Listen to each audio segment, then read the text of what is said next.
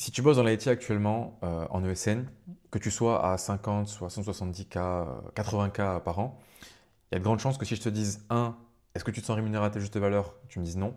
Et deux, si je te demande, bah, c'est la faute de qui, tu me dises les ESN. Alors, désolé de briser tes rêves, mais non, c'est pas la faute des ESN. C'est plutôt la tienne en majorité, pas que, mais c'est majoritairement la tienne. Je vais t'expliquer pourquoi, mais je vais surtout en profiter pour débunker plein d'idées reçues au passage, parce que bah oui, on va parler de freelancing, hein, c'est un peu le sujet de la chaîne, pas de suspense. Mais ici, pas de bullshit, je vais être 100% transparent et je vais te dire ce qu'il en est réellement sur le terrain, après avoir été moi-même freelance, hein, et surtout pour avoir accompagné plus de 140 personnes à se lancer, elles aussi sur différents marchés, à différents niveaux de seniorité. Donc déjà, il y a un constat, ça c'est pas moi qui vais vous l'apprendre, actuellement, il y a un sentiment général de ne pas être justement récompensé, d'un point de vue salaire, mais pas que. Bon, niveau financier, déjà, bon, ça c'est un peu le running gag, mais augmentation annuelle assez ridicule, salaire ridicule qu'on peut oublier jusqu'au jour où on apprend combien on est vendu au client, ça peut arriver des fois un peu comme déclic. Ça, en plus de la partie non financière, plutôt l'aspect plutôt corpo bullshit, j'aime bien appeler ça comme ça, et toute la friction bureaucratique qui font que bah, vous ne choisissez pas vos missions, vous ne pouvez pas vous former sur ce que vous voulez, vous ne pouvez pas évoluer comme vous le voulez. Ça, c'est la partie soft. Après, il y a des trucs un peu plus hard, avec des managers un peu toxiques, avec des boîtes qui vont vous mentir à l'embauche. Bon, ça, c'est les cas un peu d'extrême, mais ça arrive quand même souvent, donc il faut le noter. Et en fait, la vérité, c'est que ça, c'est pas vraiment la faute des ESN. Enfin, je vais préciser ça, mais c'est plutôt votre faute, mais surtout le contrat qui vous lie à l'ESN. En fait, là, le problème, plutôt, c'est le CDI. Alors, je ne vais pas vous faire un pamphlet anti-CDI, ce n'est pas le but de la vidéo.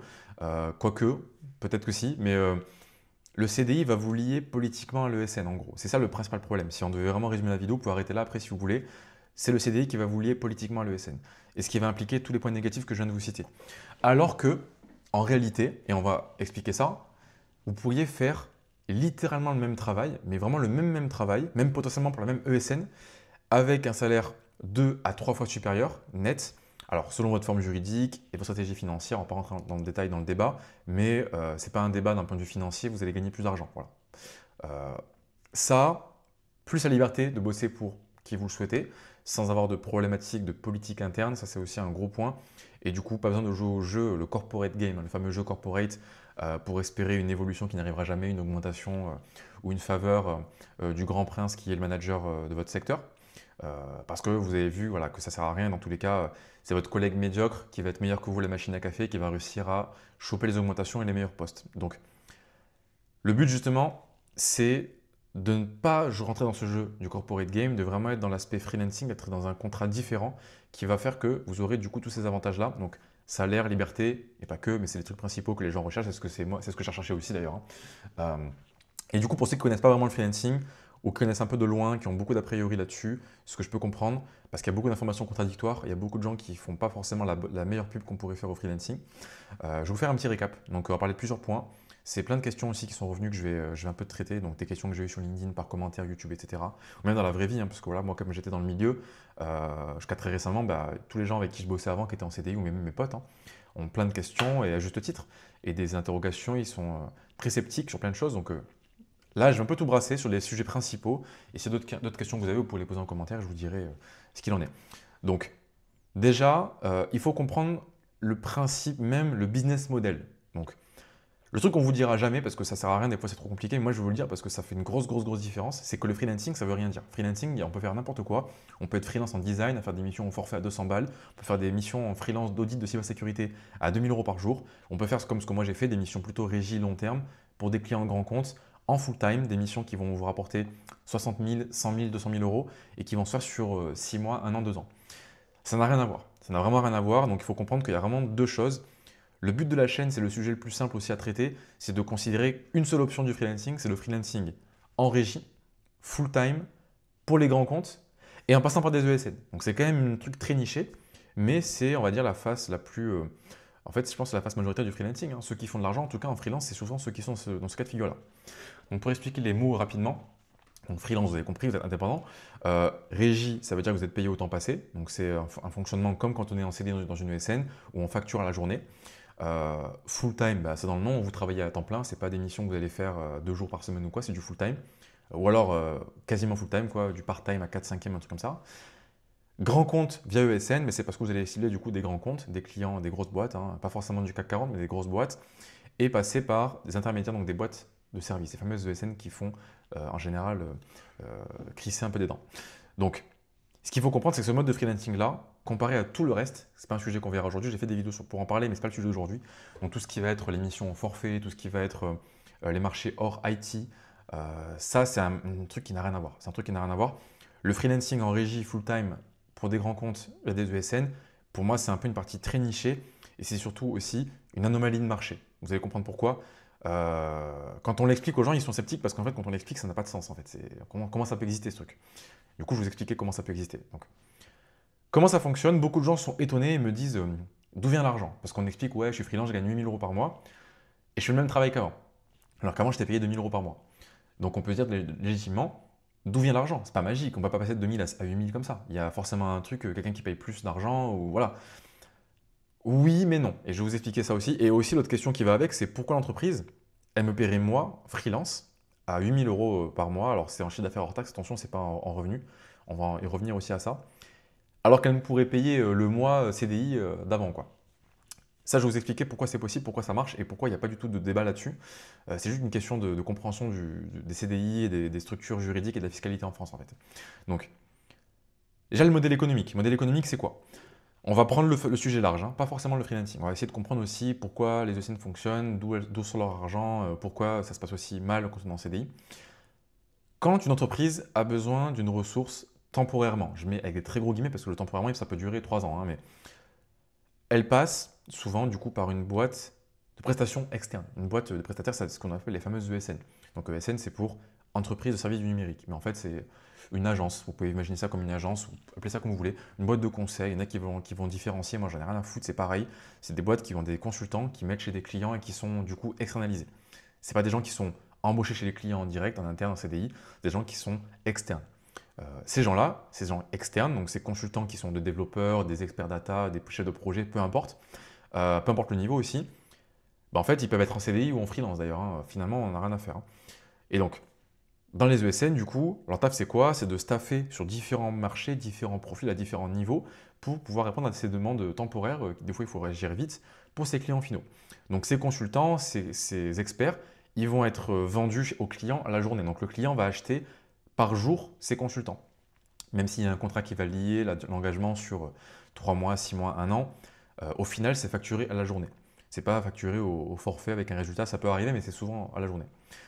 Avec un TGM, le fameux TGM. Le TGM, c'est quoi? Donc, c'est le tarif journalier, hein. TGM, c'est pour tarif journalier moyen, qui sera facturé du coup à chaque fin de bon de commande. Donc, les bons de commande, c'est les sortes de découpage du contrat. On peut avoir un contrat qui est sur une durée d'1 an, qui n'est pas une durée officielle, c'est une durée, on va dire, indicative d'un besoin qui serait là sur 1 an. Et après, contractuellement, entre l'ESN et le client final, et entre l'ESN et vous quand vous êtes freelance, ça va être découpé en morceaux de 3 mois ou de 6 mois, ou même des fois moins, enfin ça dépend. Souvent c'est 3 mois. Et le client payera à la fin de ces 3 mois. Ok. Donc, pour commencer, ce qu'il faut comprendre, c'est que vous soyez en CDI ou en freelance, dans l'ESN, à laquelle le client fait appel, on n'en a rien à faire. Le client, déjà, il n'est même pas au courant. En fait. Vous pourriez être en intérim, il ne sait pas. En fait. Il ne sait pas que vous êtes freelance ou CDI. Souvent, d'ailleurs, on vous dit de pas le dire, hein. Donc, fun fact, on vous dit de pas le dire parce qu'on n'a pas trop envie que le client prenne peur, parce qu'il pourrait se dire qu'un freelance, c'est instable. Et aussi, deuxième niveau de lecture, c'est aussi un truc qui arrive souvent, c'est que on n'a pas envie que vous le disiez parce que après, si vous dites aux gens que vous êtes freelance, ils pourraient avoir envie de se lancer. Et quand on sait les avantages que ça peut avoir, ça peut être un peu le bordel à gérer pour les clients et pour les ESN. Donc, des fois, on va vous dire de ne pas le dire. Voilà, ça, c'est un truc. Bon, c'est un sujet, il faut le savoir.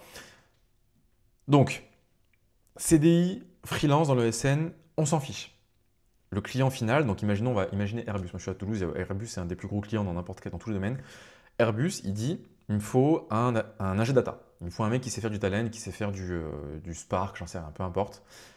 Il va aller voir des ESN. Il va dire, OK, appel d'offres, il va aller voir ses potes, voilà. Vas-y Denis, trouve-moi un consultant chez toi ou n'importe qui, je sais pas, un mec qui sait faire ça. Il m'en faut un pour dans 2 semaines et le contrat il sera sur 1 an. On a un besoin pour le projet Skywise, voilà. Ok, mission comprise. Denis, qui est du coup commercial ou alors ingénieur d'affaires ou n'importe quel autre nom qui peuvent s'appeler dans ces métiers-là, va devoir trouver un mec pour staffer le besoin. Donc il va commencer à voir en interne, il va dire ok, bon, qui j'ai en interne de disponible, qui pourrait faire l'affaire, qui pourrait répondre à ce besoin. S'il y a, on le met sur la mission, on envoie Rodrigo qui est l'expert talent en CDI dans le SN et il va aller sur la mission. Très bien. Autre cas de figure, il n'y a pas de personne qui peut répondre aux besoins internes. Du coup, on fait quoi? Ben, on va faire appel à des freelances. On va aller voir sur des freelances qui est disponible tout de suite pour aller répondre aux besoins et on passe par eux. Mais du coup, le client, lui, ça, il s'en fiche. C'est le problème de l'ESN. Donc, ça déjà, il faut comprendre qu'il n'y a pas vraiment de dissociation à faire par rapport à ça. Maintenant, par rapport au tarif, pour ceux qui ne savent pas trop comment ça marche, en général, donc que vous soyez, comme je l'ai dit, CDI ou freelance, le produit qui sera vendu sera le même pour le client final. Donc le client final Airbus, on va lui dire, ok, vas-y, j'ai trouvé un gars, moi je te le vends à 600 € par jour hors taxe. Sachant que le client aura souvent dit avant son budget, il aura dit, ouais, j'ai un budget de 650 € par jour, tu me trouves un mec en dessous, sinon je ne prends pas. Et du coup, il va proposer un tarif. Donc pour savoir ceux qui sont vraiment débutants sur le sujet, dans le monde de la prestation de service en France, dans l'IT, les tarifs, ça va aller en général pour les grands comptes, hein, attention, je précise, de 450 € à plus de 1000 € sur certains profils, voire beaucoup plus, hein, en prix vendu au client final. Donc ça, c'est vraiment le montant. Donc en gros, on parle de montants entre 9000 € et des montants comme 20 000, voire plus de 20 000 € par mois payés par le client pour avoir accès à vous en tant que ressource, que vous soyez, je le rappelle encore une fois, CDI ou freelance. Et c'est là que ça devient intéressant. Parce qu'en fait, malgré ce qu'on va pouvoir penser, donc vous êtes vendu à un client 600 € par jour, donc CDI ou freelance, je rappelle. Euh, et en fait, il faut savoir que l'ESN, elle va faire relativement la même marge finale que vous soyez en CDI ou en ESN. Et c'est ça que les gens peuvent un peu déhonnêter. Ils disent, attends, mais c'est pas possible. Comment c'est possible qu'ils se fassent la même marge alors que d'un côté, je vais en retirer 5, 6 000, 7 000, 8 000 € net à la fin, et dans le cas de figure, je suis payé 2 000 € net par mois. Et c'est là qu'on peut dire merci à la France et au socialisme. Bon, blague à part, hein, je ne suis pas non plus contre tout ce qu'on paye, mais quand même, il y a une grande partie, je pense qu'elle est un peu là pour faire joli.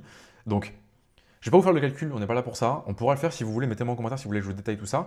Mais en gros, ce qu'il faut comprendre, c'est qu'en CDI, vous allez perdre de cette valeur qui est vendue, donc vous allez être vendu, imaginons 600 € par jour, vous allez perdre à peu près entre 60 et 80% de cette valeur-là par rapport à ce que vous allez en retirer vous pour votre poche.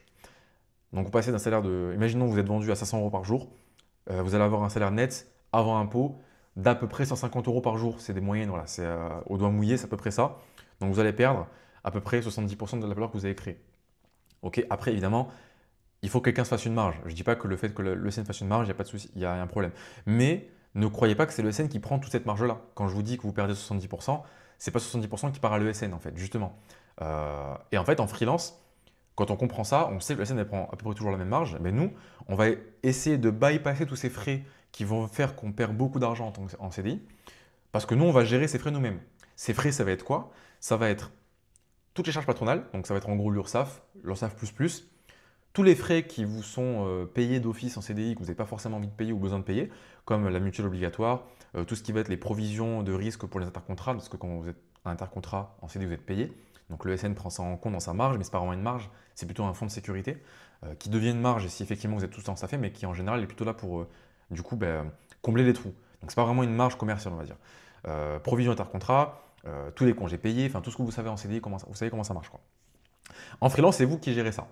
Donc en gros, ce qu'il faut comprendre, c'est que l'ESN, elle va se faire, imaginons, allez, entre 10 et 30% de marge pour faire une fourchette assez large sur vous, en termes de, vraiment de marge commerciale. Donc elle vous vend 500 et vous en retirez 390. Bon, je ne sais pas, je fais un calcul un peu au hasard, mais à peu près ça. Là, c'est la partie ESN. Et ça, c'est le business model de l'ESN. Moi, ça me paraît tout à fait justifié. Ils vont faire un travail commercial pour vous. Ils vont retrouver des clients, donc pas de souci. Par contre, tout le reste, ce qui fait qu'on passe de 10 à 30% de marge à 70% de marge, moi, ça ne me plaisait pas. En tant que freelance, ça ne plaît pas à beaucoup de gens. Et vous pouvez gérer ça. Donc, vous pouvez bypasser ça. Et du coup, c'est tout l'intérêt du freelancing. L'intérêt du freelancing, c'est que, OK, on va laisser quand même une marge à l'ESN, mais tout le reste, on va se gérer nous-mêmes. Donc, toutes ces charges-là qui sont d'office prises sur notre salaire en tant que CDI, on va se dire, je vais me gérer moi. Alors là, encore une fois, ça dépend de votre structure juridique, que vous soyez en micro-entreprise, EURL, SASU, c'est pas la même chose. Et ça dépend aussi de comment vous gérez votre argent, parce que vous pouvez vouloir investir en immobilier, vous pouvez tout verser en salaire comme un idiot, vous pouvez acheter des montres de luxe et prendre un redressement par le fisc. Faites ce que vous voulez, mais de façon générale, vous pouvez espérer retirer entre 60 et 80% de la valeur brute que vous allez créer avec votre contrat chez le client. Donc, encore une fois, vous êtes vendu 500 € par jour, vous allez pouvoir en retirer, si vous faites les choses bien, 60 à 80%. Et donc là, c'est pas du tout pareil. Donc en gros, au lieu de perdre 70%, on perd que 20 à 40%. Ce qui reste beaucoup, mais c'est quand même beaucoup mieux. C'est quand même beaucoup mieux selon moi. Donc voilà, là, vous pouvez vous gérer. Par exemple, ce qui revient très souvent comme argument, c'est le fait de ne pas vouloir mettre sa retraite dans les mains de l'État et de vouloir investir soi-même son argent. Donc on peut du coup prendre une structure juridique qui fait qu'on n'a pas d'argent qui est prélevé pour la retraite et donc on va devoir se gérer nous. Chacun fait ses choix. Moi, j'ai choisi un peu de cette approche-là où je vais faire par capitalisation, je vais gérer moi mon investissement. Et du coup, bah, je peux mettre plus, je peux mettre moins, je peux me gérer. Et même si à la fin, j'ai gagné autant qu'en CDI, et on va voir que ça, c'est aussi une fausse idée, mais au moins, c'est moi qui gère comment c'est alloué ce budget. Au lieu d'allouer 80% à la Sécu, 20% à je sais pas quoi, mais je peux dire non, moi je vais mettre 80% d'investissement et 20% sur la Sécu. Exemple au hasard, hein. Autre exemple, la mutuelle. Vous savez qu'en entreprise, les mutuelles sont obligatoires, vous devez forcément en avoir une en tant que salarié. Par contre, est-ce que vous devez en avoir une qui coûte 100 euros par mois, même si elle est prise en charge par l'entreprise? Bah non. Donc vous, en CDI, vous dites, bah, moi je la paye pas, ou je la paye qu'à 50%, donc je m'en fous. Sauf que non, bah, en fait cet argent, vous aurez pu l'avoir en salaire. Donc moi, si j'ai à choisir, je préfère l'avoir en salaire perso. Donc au lieu d'avoir une mutuelle à 100 euros par mois, qui va prendre en charge mes dents, mes yeux, mes chevilles, j'en sais rien, moi si je pense que je peux gérer ça tout seul et que je peux anticiper les risques, je préfère en prendre une moins chère et j'en prends une moins chère ou j'en prends pas. Alors ça, c'est les cas un peu extrêmes, moi j'en ai pas. Je vous le dis, beaucoup de gens s'offusquent de ça, j'en prends pas. Aparté, pourquoi? Parce qu'en fait, depuis que j'étais étudiant, quand j'ai vu comment se faisaient les calculs de risque pour les domaines un peu de l'assurance, actuariat, mais du coup tout ce qui va avec, hein, mutuel, calcul de risque, je me suis dit, bah, en fait, je vais faire le calcul de risque moi-même. Et en fait, vu que je sais qu'eux, ils ont forcément une marge d'office et que voilà, ils ont les mêmes maths que moi, je vais faire des maths de mon côté et je vais considérer que je vais me générer mon fonds de sécurité tout seul. Faites ce que vous voulez, moi c'est ce que je fais. Vous pouvez prendre une mutuelle aussi minimaliste, c'est très bien, 15 euros par mois, 20 euros par mois. On n'est pas obligé de faire les gens hardcore comme moi, mais sachez que vous avez ce choix-là. Bon, il n'y a pas que ça, mais c'est l'exemple qu'on voit souvent, retraite, mutuelle, congé, ou vous gérez comme vous voulez. Vous pouvez vous prendre 5 jours de congé par an, vous pouvez prendre 6 mois par an, faites ce que vous voulez. C'est ça aussi l'avantage. Maintenant, l'objection qui revient très souvent, et que je comprends tout à fait d'ailleurs, que ce soit des gens même qui sont très éduqués au sujet ou des gens pas du tout éduqués au sujet, ça va être, peut-être que c'est la question que vous vous posez avec tout ce que je vous raconte, oui, c'est cool ce que tu me racontes, mais au final, imaginons si je veux la même protection en freelance qu'en CDI. Euh, Est-ce que je vais vraiment gagner plus qu'en CDI? Est-ce que finalement je vais pas perdre, est-ce que je vais pas gagner autant qu'en CDI, mais en prenant plus de risques? Ce qui fait que c'est pas du tout intéressant de passer freelance. Alors, deux choses par rapport à cette objection, par rapport à cette question qui revient souvent. Déjà, là je vais être chiant, mais je vous le dis, si tu me dis, si tu viens me voir, tu me dis, euh, je veux la même protection qu'en CDI, je te dis, ben, reste en CDI en fait. Pourquoi tu me parles de freelancing? Quel intérêt d'être en freelance si tu veux rester avec les mêmes protections qu'en CDI? Tout l'intérêt du freelancing, c'est justement de pouvoir se gérer et pouvoir prendre ces risques-là pour avoir un gain à côté. Un gain en financier, un gain en liberté, un gain dans tout ça. Mais déjà, la question de base, pour moi, elle n'a pas de sens. Si tu as la même protection en CDI qu'en freelance, tu n'as pas compris. Il faut que tu restes en CDI. Reste en CDI en fait. Pourquoi tu veux être freelance? Tu veux avoir le beurre et l'argent du beurre, comme on dit. Alors, justement, deuxième point par rapport à ça, c'est que là, j'étais un peu taquin, mais en réalité, si je suis complètement exhaustif et honnête, si on considère toutes choses égales par ailleurs, donc on prend vraiment un contrat CDI, un contrat freelance, et on fait la même chose des deux côtés, le freelance sera au-dessus. Le freelance sera au-dessus. Est-ce qu'il sera au-dessus de façon démesurée? Peut-être pas, mais il sera toujours au-dessus. Pourquoi? Je vais vous expliquer tout ça. On pourra faire une vidéo sur le sujet si ça vous intéresse. Parce que dans tous les cas, vous ne serez pas, sauf si vous êtes complètement débile, dans les mêmes conditions fiscales et juridiques en freelance qu'en CDI. Donc, si vous voulez reproduire ISO ce que vous avez comme charge payée par votre boîte et vous en tant qu'indépendant, vous pouvez le faire, mais vous paierez quand même moins. Parce qu'en fait, vous n'aurez pas les mêmes charges patronales qu'une SAS, donc une société qui va être une grande boîte, une ESN ou quoi, quand vous êtes en micro-entreprise ou en EURL ou en SASU. Et en fait, il faut comprendre que vous, en tant qu'entreprise, en tant que société, vous avez un pouvoir pour moduler vos charges. Vous n'êtes pas obligé, comme un CDI, d'accepter un package tout compris. Vous pouvez créer le package. Donc, même si vous créez le package ISO par rapport au CDI, il vous restera forcément un peu de marge à côté et vous pourrez du coup optimiser votre impôt sur le revenu, optimiser vos charges d'URSSAF, faire des dépenses en pro, tous ces leviers que vous n'avez pas en CDI. Et ce qui fait que, quoi qu'il arrive, vous serez toujours au-dessus. Quoi qu'il arrive, quoi qu'il arrive. Vous serez forcément soit ISO, soit au-dessus. Sinon, c'est que vous n'avez juste pas compris un truc de la fiscalité. Alors, je serais très heureux qu'on m'explique que j'ai tort parce que beaucoup de gens, des fois, me disent oui, mais moi, regarde, je suis en freelance depuis 10 ans et je gagne autant, je gagne moins d'argent. Jusqu'à aujourd'hui, à chaque fois que j'ai creusé ces gens-là, ils faisaient de la merde. Donc, dites-moi en commentaire, ceux qui sont experts en comptabilité ou quoi, mais en général, si vous n'avez pas des gains en passant en freelance, c'est que vous n'avez rien compris à un truc dans la fiscalité, dans la structure juridique. Donc attention à ça. Je ne dis pas ça en mode insolent, parce que moi aussi j'ai dû me former au sujet. Si jamais vous êtes freelance actuellement et que vous vous dites qu'est-ce qu'il raconte ce petit, il fait trop le malin, allez checker en profondeur votre structure juridique et vous allez comprendre que des fois il y a des trucs qui ne sont pas optimisés. Donc, ce qu'il faut comprendre pour résumer de façon très grossière, c'est que en CDI, pourquoi c'est toujours plus efficace d'être en freelance? Parce qu'en CDI, avant d'avoir un seul euro que vous pourrez dépenser en perso, vous allez vous faire racketter par 14 types avant. Alors, j'exagère un peu, mais à moitié. Donc, toutes les charges qui vont passer avant, donc l'employeur va devoir payer les charges patronales. Après, ça va être toutes les charges que vous connaissez qui passent avant d'arriver au salaire brut, puis au salaire net. Et après, même, c'est pas fini parce que même quand vous avez l'argent à vous en net, après impôt sur le revenu, vous allez quand même payer la TVA. Donc, ça s'arrête jamais en fait. En France, vous vous faites taxer toute votre vie. À la fin, il vous reste 1 centime sur 1 euro, quoi. Ça, pour le coup, j'ai fait une vidéo qui en parle. Si vous voulez aller regarder, j'ai fait une vidéo qui parle un peu de tout ça, la partie fiscalité, la partie achat pro. Et du coup, l'intérêt, c'est que en société, donc en freelance, que vous soyez une micro-entreprise même, ou société idéalement, EURL, SASU, vous allez pouvoir dépenser de l'argent qui sera non taxé. Vous allez pouvoir dépenser de l'argent depuis votre société. Et c'est tout l'intérêt justement. L'intérêt, c'est que vous allez pouvoir exploiter au maximum l'argent que vous allez générer avec du coup des frais pro, avec de l'investissement. Et c'est ce qui fait qu'au global, même si on ne considère pas forcément en salaire net, parce que ça c'est un peu une erreur de débutant, en considérant le pouvoir d'achat général et le pouvoir d'investissement général, vous allez toujours être gagnant en société. Parce que l'argent, vous allez pouvoir l'investir comme vous le souhaitez. Est-ce que je mets 100 euros par mois dans une corbeille de fruits tous les mardis dans la boîte? Non. Je mets 100 euros par mois dans le S&P 500 en ETF. Bon, j'ai un truc à la con, mais c'est un peu comme ça qu'il faut le voir. Et l'argent que vous allez mettre dans le S&P 500, vous allez le dépenser depuis votre trésor interne de votre boîte. Vous n'allez pas le dépenser après qu'il soit taxé par l'URSSAF, par l'IR, et du coup, vous aurez beaucoup plus de pouvoir pour aller investir que si vous étiez en CDI. Ça, c'est vraiment le fait que c'est un cheat code et on ne comprend pas trop ça. Donc, voilà pourquoi la question n'a pas vraiment de sens quand on me dit est-ce que si on fait pareil qu'en CDI, on est gagnant? La question n'a pas vraiment de sens selon moi. D'accord? Donc, pour en revenir à la question initiale, pourquoi on fait appel à un freelance et pas un CDI? Pourquoi on fera appel à quelqu'un qui va vous dire voilà, moi je suis à 450 euros par jour et pas l'autre qui est en CDI, qui est prêt à bosser en CDI? Alors, déjà, vous avez compris que la question n'est pas vraiment financière. Comme je vous l'ai dit, du point de vue de l'ESN qui va vous payer vous en tant que CDI ou en tant que freelance, c'est quasiment pareil. Alors ça c'est pareil, je pourrais faire une vidéo pour expliquer.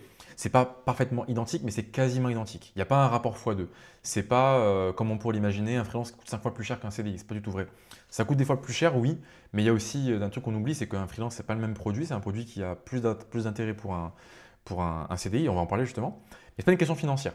La question financière, comme je vous ai dit, le prix c'est le même, vous êtes vendu le même prix au client et la marge elle est à peu près similaire entre un CDI et un freelance.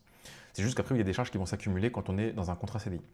Le vrai avantage qui fait qu'on va passer par un freelance et pas par un CDI, c'est la rapidité et la flexibilité. C'est-à-dire que comment ça marche, si on revient un peu au point de départ, le business model de l'ESN c'est quoi? C'est qu'elle est là, elle a un peu des consultants prêts, comme ça ils sont en stand-by, ils sont là, ok, ils sont dispo, pas dispo. Dès qu'il y a un besoin, il faut staffer un mec dessus, il faut être réactif et avoir un mec qui est chaud pour prendre de la marge. Parce que l'ESN, elle veut quoi? Elle veut placer un maximum de consultants partout et qui soient placés là-bas le plus longtemps possible. Donc en gros, l'intérêt pour elle, c'est quoi? C'est les appels d'offres, c'est être réactif, c'est avoir un gars qualifié et qui soit disponible pour aller sur la mission tout de suite s'il y a un besoin. Donc en gros, comment ça se passe? En reprenant l'exemple d'Airbus. Airbus a un besoin, Data Eng Talent, on va prendre cet exemple-là. Elle va appeler, du coup, Airbus va appeler toutes les ESN de son réseau. Voilà, il y a différents, voilà, je ne vais pas rentrer dans le détail, mais en gros, il y a différents tiers, différentes zones. Il y a les best bros, les BFF, les ESN avec qui ils bossent depuis 15 ans. Ils ont déjà dépensé 15 millions chez eux. Ils vont les appeler eux en premier, après les deuxièmes, après les troisièmes, voilà, différents cercles. Ils vont appeler ces gens-là, dire ok, j'ai un besoin, voici mon budget, là, là. Trouve-moi quelqu'un.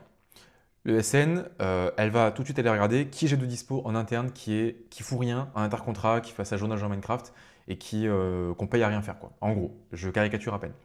S'il n'y a personne qui est disponible, on va aller voir ceux qui sont déjà en mission, peut-être qu'ils pourraient être upgrade sur une meilleure mission qui rapporterait plus à l'ESN. Ça, c'est un truc qui arrive souvent, si on oublie. Un mec qui serait sur une mission un peu chiante, qui le fait chier, qui n'est pas payé aussi bien, le client il est un peu chiant. Bon, est-ce que tu veux changer de mission? Et en plus, eux, au passage, ils vous le diront pas, mais ils vont peut-être gagner plus avec vous. Ça, c'est le deuxième cas de figure. Et puis ça, vous avez ça avec différents niveaux, il y a vraiment plein de paliers, jusqu'à arriver à la fin où on n'a plus rien, on n'a pas trouvé. Embaucher un mec en CDI, ça va prendre trop de temps, on va prendre trop de friction, il faut sourcer les profils, c'est trop chiant, le process va durer 3 mois, le mec, il faut qu'il démissionne, enfin, on n'a pas le temps pour ça. Là, j'ai mon pote chez Airbus, il m'a dit, on a un besoin, on a un budget de 800 euros par jour, trouve-moi un gars pour ce soir, en fait. Sinon, je vais aller voir ton concurrent, en fait.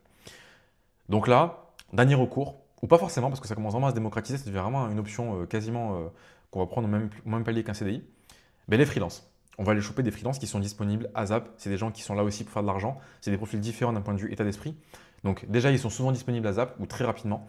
Ils sont disponibles, ils sont réactifs. Ils sont aussi souvent plus qualifiés. Alors, ce n'est pas une condition pour être freelance, mais souvent, ils sont plus qualifiés parce que c'est des gens qui ont été saoulés du CDI parce qu'ils bossaient bien, ils bossaient mieux que leurs collègues, ils n'étaient pas aussi bien payés. Donc, même si ce n'est pas une règle, ça fait qu'il y a un biais que beaucoup de gens qui sont freelance sont des gens qui sont plus efficaces, plus qualifiés. Voilà. Mais ça a aussi un préjugé qu'on pourrait avoir. Il ne faut pas être meilleur pour être freelance. C'est l'inverse. C'est plutôt que les gens qui sont bons, en général, passent freelance. Mais on peut très bien être un freelance et être moyen, être très bien, quoi. Voilà, il n'y a pas de règle par rapport à ça, quoi. Comme je vous l'ai dit, le client final n'a aucune distinction. Il n'a pas d'attente supérieure sur un freelance en CDI. Il ne sait rien. Il ne sait même pas que vous êtes freelance. Donc, il n'y a pas d'enjeu par rapport à ça. Donc, ce qu'il faut comprendre, c'est que du coup, un freelance, comment ça marche? C'est beaucoup plus simple parce que le mec, il est là, il est disponible. Il n'y a pas besoin d'avoir un préavis ou des fois, c'est un préavis qui est plus court dans les contrats de prestation. Et du coup, c'est pas un recrutement CDI. C'est pas un recrutement CDI, ça veut dire quoi? Ça veut dire que le gars est dispo tout de suite. Il n'y a pas d'onboarding à faire à la con. Il n'y a pas de remise de mug à l'effigie de la boîte avec une visite de la boîte et une partie de baby avec le chef. Non, on n'en a rien à foutre. C'est quel est ton TJM? Ok, tu es dans le budget, c'est bon. Est-ce que tu es un branque ou pas? Envoie ton CV, est-ce que tu parles bien? Ouais, ok, c'est bon, top. Rendez-vous avec le client dans 2 jours. Sois prêt. Voici quelques infos que j'ai sur lui. On a déjà mis 3 mecs chez lui. Voici comment se passe l'entretien. Maintenant, on va bosser ça tranquille. Et dans 2 jours, tu me tues ça, ok? Comme ça, on a la mission. Une semaine après, ou 2, 3 semaines, peu importe, selon les flux administratifs du client et de l'ESN, vous êtes en mission. Donc c'est très rapide. Vous arrivez, hop, on est efficace, le mec fait sa marge. Moi, je vous dis, pour la petite histoire, il y a des missions, c'est délirant, je me suis rendu compte de ça. De tout ce que je vous raconte, c'est qu'il y a des missions où moi, j'étais encore en mode CDI, tranquille. On me disait, ouais, démarrage dans 2 semaines ou 3 semaines. Enfin, moi, j'étais, ouais, mais franchement, trop content, j'ai une mission, je vais pas en plaindre. Je vais dire, ok, démarrage dans 3 semaines, ça me va très bien. Et ça décale d'une semaine pour une raison technique, tu vois, le PC pas prêt. Et le SN qui est là en mode, ouais, t'inquiète pas, Mickaël, je vais réussir à négocier pour que tu puisses commencer au moins 2 jours avant, comme ça, on a 2 jours. Genre, vraiment, les gens, ils veulent faire de la marge à la seconde près, quoi. Les mecs n'ont pas le temps. Dites-vous que les ESN, elles ne vivent que de ça. Donc les gens, ils vont vouloir vous faire démarrer le plus vite possible. On ne perd pas de temps. Vous avez un besoin, on peut commencer tôt, on commence tôt. On fait de la marge. Dès ce soir, on fait de la marge, en fait. Eux, ils sont comme ça. Donc quand vous comprenez ça, vous vous dites, putain, trop bien. En freelance, on va vite. On est là, on est efficace, on est disponible à ZAP. Il y a un besoin. Je vous rassure aussi pour ceux qui pourraient se dire, moi, je vais être freelance et comment je fais si je ne suis pas dispo à ZAP? Alors, pas tous les besoins sont des besoins à ZAP, hein. Des fois, il y a des besoins sur le mois suivant ou dans 2 mois. Mais effectivement, en général, mieux vaut être disponible tout de suite. C'est mieux pour avoir plus d'opportunités. Donc, mais effectivement, voilà, souvent, c'est aussi l'argument, c'est qu'un freelance, il est disponible rapidement, ça va vite. C'est un contrat de prestation, c'est pas un contrat de recrutement en CDI, c'est un contrat très simple. On signe, hop, ça commence, bam, contrat. Tu m'envoies l'assurance pro, tu m'envoies le SIRET, on fait le contrat, on commence, tu es en mission, on facture et c'est parti, la mission commence. Donc, ça c'est cool. Alors qu'au final, je le rappelle, c'est le même boulot que vous auriez fait qu'en CDI, hein, que je sois bien clair avec ça. Pour ceux qui ne sont pas convaincus de ça, j'en ai fait une vidéo, on a parlé avec Akram, avec Gilles, des gens qui sont sur le terrain, qui vous en parleront peut-être mieux que moi parce qu'ils sont encore dedans là actuellement. Il n'y a pas d'exigence supplémentaire. Le client ne le sait pas, le SN, le SN elle s'en fout non plus, il n'y a pas des besoins en plus, il n'y a pas un DLC, il n'y a pas, ah, il est freelance, tiens, tu vas avoir 2 heures de boulot en plus par jour. Non, pas du tout, ça ne marche pas comme ça. Tu arrives, tu as les mêmes tickets Jira à remplir, tu as les mêmes trucs à faire, quoi. Donc, c'est pour ça que pour moi, et c'est aussi le truc qui fait que c'est un peu compliqué d'y croire au début quand on est vraiment externe au milieu, c'est que ce freelancing-là, cette forme de freelancing-là, le freelancing en régie, full-time, pour les grands comptes, en passant par des ESN, ça peut être une anomalie de marché en fait. Parce que si on comprend ça, on peut faire cet arbitrage-là, l'arbitrage d'information, de passer d'un contrat CDI à un contrat freelance et en retirer quasiment que le positif. Alors évidemment, tout n'est pas rose. Le freelancing, il y a quand même des trucs à faire en plus et c'est pas on chope une mission en un claquement de doigts. D'ailleurs, c'est pour ça que la chaîne elle existe, c'est pour ça que mon travail existe. Si je peux accompagner des gens et les aider à trouver des missions, c'est parce que c'est pas simple. C'est pas simple, il y a du travail quand même. Il y a du travail, mais ce que les gens me disent le plus souvent, c'est oui, comment ils font pour te payer autant? Ouais, le travail il est plus dur. Ces problématiques-là, elles n'existent pas. Les problématiques qui sont réelles, c'est celles dont personne ne me parle et c'est celles qui font qu'en général on a des résultats ou pas. C'est les problématiques pour trouver ses missions. C'est comment on se positionne, comment on connaît son marché, comment on choisit son TJM, comment on fait pour trouver ses clients, qui on va cibler, qu'est-ce qu'on va envoyer, comment on va les relancer, comment répondre aux objections. Toutes ces questions-là, comment on va se vendre en appel, comment on va négocier après à la fin. Ça, c'est des questions qu'on va oublier. Et c'est ça que le travail est là en fait. Le travail est là et c'est là qu'on va du coup faire cet effort-là que vos concurrents ne feront pas et qui font qu'ils vont rester en CDI et qui font que vous allez pouvoir vous ouvrir à toute cette anomalie de marché à tous ces avantages-là sans vraiment de répercussions négatives en face. Donc, quand je dis anomalie, c'est qu'il y a un gain qui est significativement plus élevé que les trucs négatifs que vous avez en face. Contrairement à ce qu'on va vous faire croire, ouais, mais tu verras, c'est précaire, tu te casses la jambe, tu es à la rue, tu es un SDF. Bon, vous pouvez imaginer tout ce que vous voulez, vous pouvez croire ce que vous voulez. Moi, je vous le dis, le freelancing enrichi dans la tech, c'est une anomalie de marché, c'est un truc de fou. Euh, Même encore aujourd'hui, même si aujourd'hui c'est plus compliqué qu'avant, ça reste un truc de fou.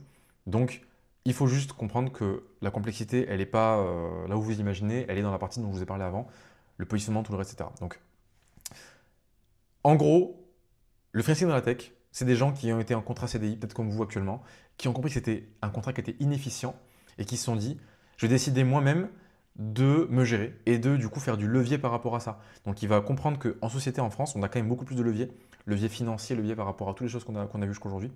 Et du coup, non seulement ils vont prendre le contrôle de leur carrière, ils font ce qu'ils savent faire le mieux, ils font leur taf et ils veulent juste faire ça, pas faire plus que ça. Ils sont payés beaucoup plus pour ça, beaucoup plus pour ça. Et surtout, ils n'ont pas de compte à rendre à la machine à café et aux afterwork pour espérer 3% d'augmentation par an. C'est ça qu'il faut retenir à la fin, c'est qu'un freelance n'est pas un mec, un alien qui est extrêmement bon dans ce qu'il fait. C'est pas un mec qui a forcément un réseau, je sais pas quoi, chez Airbus. Non, pas du tout. Pas du tout. Moi, j'ai commencé, j'avais aucun réseau, j'étais un petit poussin, quoi. Bon, mon cas n'est pas non plus représentatif parce que moi, j'étais un acharné du boulot et j'ai vraiment été un fou furieux et je voulais absolument passer freelance. Donc, pas tout le monde ne pourrait peut-être faire ça avec mon niveau d'expérience à l'époque.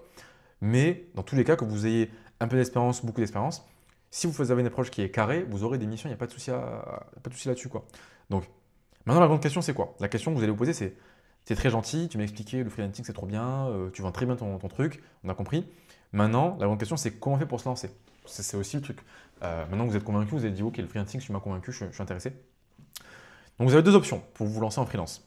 La première, donc si tu n'es pas pressé, tu vas sur ma chaîne, tu fais Flèche Arrière, tu vas sur Michael Ozani, tu vas sur ma chaîne, tu regardes 40 vidéos, parce qu'il y en a plein, qui vont t'expliquer tous les process qu'il y a à comprendre et tu auras une vision beaucoup plus claire sur comment ça marche le freelancing aujourd'hui. Et sincèrement, je te le dis, les vidéos sont faites pour ça, elles sont faites pour être vraiment là pour t'aider, pour t'aider à trouver des missions. Donc, si tu n'es pas pressé, tu regardes les vidéos, tu vas comprendre tout ce qu'il y a à comprendre, positionnement, acquisition client, vente, tous les sujets qui vont autour, la fiscalité, des sujets un peu plus externes comme l'état d'esprit à avoir, enfin, tous ces sujets-là. Et tu peux déjà commencer à te lancer avec ça. Ok. Option numéro 2, tu n'as pas envie de perdre de temps. Tu veux vraiment aller à l'essentiel, tu veux te faire accompagner par quelqu'un qui l'a déjà fait et qui a accompagné des gens à le faire à sauter le pas comme toi dans différents marchés, à différents niveaux de seniorité. Du coup, je parle de moi, hein, c'est pas assez clair. Donc, dans ce cas de figure, on peut prendre un rendez-vous. Tu as le lien en description, en commentaire épinglé. Je ne suis pas magicien, je suis 100% transparent avec les gens que j'en appelle, ou même par WhatsApp. Si le profil et le projet ne sont pas cohérents avec le marché, je le dis tout de suite et j'accompagne pas la personne. Il n'y a pas de souci là-dessus, je ne veux pas non plus de vente de rêve. Par contre, dans le cas de figure où effectivement le profil est cohérent, le projet est cohérent aussi en termes de TJM visé, en termes de temporalité, en termes de timing, il n'y a pas de souci. Je t'explique comment moi je travaille. C'est très carré, je te préviens. Voilà, ce n'est pas pour tout le monde qui sera OK avec ça. Et c'est très carré. Et si ça te convient, on va tout casser ensemble. OK. Donc deux options, vidéo YouTube. Alors idéalement, mieux avoir vu quelques vidéos avant de m'appeler parce que comme ça au moins tu verras un peu comment je bosse et tu auras un peu une vision de ma façon de travailler. Mais tu peux déjà faire avec mes vidéos, commencer tranquille comme ça, si tu n'es pas pressé par le temps, si c'est un projet de long terme. Par contre, si tu es déjà motivé à te lancer, que tu veux juste quelqu'un qui va te donner le cadre précis pour y arriver, qui va te pousser aussi à le faire, avec aussi des gens autour qui seront là pour t'accompagner, un groupe de gens qui l'ont fait, qui sont freelance, pour vraiment assurer le coup. Encore une fois, je précise, je ne suis pas magicien, je ne vais pas arriver à te dire tiens, voici une mission, ça ne marche pas comme ça, personne ne peut faire ça d'ailleurs. Moi, je peux t'aider à avoir un cadre et t'accélérer le processus au maximum, mais je ne peux pas te garantir que tu auras une mission. Soyez-en conscient de ça.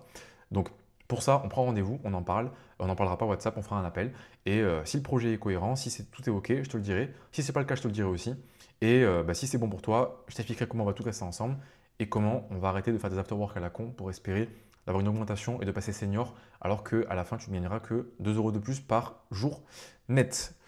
Donc, voilà, j'espère que la vidéo t'aura plu. J'espère que ça aura permis de comprendre un peu comment ça marche, ce monde du freelancing, et de comprendre que non, c'est pas que la faute des gens externes, c'est aussi des problèmes, que tu dois résoudre toi par rapport à comprendre comment le marché fonctionne, comment le business fonctionne, comment le SN fonctionne, comment les contrats fonctionnent, comment les structures juridiques fonctionnent. Alors oui, c'est du travail, oui, il y a un peu de travail de bibliothécaire, comment fonctionne une micro-entreprise, c'est quoi une SASU, c'est quoi une URL, qu'est-ce que l'URSSAF, voilà, si tu vas t'amuser à regarder ça, qu'est-ce que l'URSSAF, Regardez comment ça marche le freelancing, qu'est-ce que c'est un positionnement, qu'est-ce que c'est la partie négociation.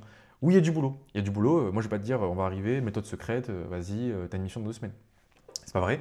Par contre, si tu es du genre à être rigoureux, si tu fais les choses bien, si tu es motivé par des bonnes choses et que tu veux vraiment te lancer, tu en as marre de ta situation en CDI, pour différentes raisons, qu'elles soient financières, qu'elles soient par rapport à ton contexte de travail, qu'elles soient par rapport à tes projets que tu n'as pas pu faire à cause de ton salaire qui était trop bas, tes collègues qui te font chier parce que c'est des branques et toi tu es là, tu fais tout le travail et tu es payé autant qu'eux, ben là il y a une solution. Il y a une solution, moi je te le dis, tu vas pouvoir bosser pour y arriver. Si tu es chaud, tu vas y arriver sans souci, mais il faudra bosser. Moi je ne suis pas là à te dire que ça va être facile, il faut bosser. Mais si tu suis le cadre, si tu es là rigoureux, pour moi il n'y a pas de souci, tu trouveras quelque chose. D'ailleurs, petit aparté pour finir là-dessus, été, pas été, parce que là, la vidéo sortira sûrement pendant l'été. Été, pas été, Noël, pas Noël, ça aussi c'est des idées reçues à la con. Oublie toutes ces idées reçues de toute façon, oublie tout ça. Regarde les vidéos que j'ai fait si tu as suivi avec cette vidéo-là. Les idées reçues, c'est ça qui va te ralentir. Donc, pars d'une feuille blanche, reprends tout à zéro, essaie de comprendre comment fonctionne le business dans lequel tu es, ouvre tes yeux, fais un pas en arrière et ça devrait t'aider déjà à avancer. Et donc du coup, si tu veux vraiment accélérer à fond, tu as le lien en description. Sinon, mes vidéos ou d'autres vidéos de gens d'ailleurs, juste ouvre-toi, ouvre tes chakras, va essayer de te renseigner au lieu de te refermer dans ta bulle et ça va du coup, je pense, avancer hyper vite pour toi. Donc voilà, je pense que je vais m'arrêter là. Mets un petit like si ça t'a plu. Envoie-la à un pote à toi qui hésite à se lancer si jamais tu sens que ça peut l'aider. Parce que je sais qu'il y a beaucoup de gens qui sont freelance, qui regardent mes vidéos et qui ont des potes qui veulent se lancer, ils veulent les motiver. Donc n'hésitez pas à leur envoyer ça à vos potes si ça peut les aider ou vous pensez avoir un peu le déclic. Donc dites-moi en commentaire par rapport au sujet que j'ai abordé si vous voulez que je fasse des trucs plus détaillés parce que là j'étais un peu trash, j'étais un peu en mode roue libre. Si vous voulez un truc plus carré sur des calculs précis, sur comment marche l'URSSAF, enfin bon, c'est un peu chiant mais si vous voulez je le ferai.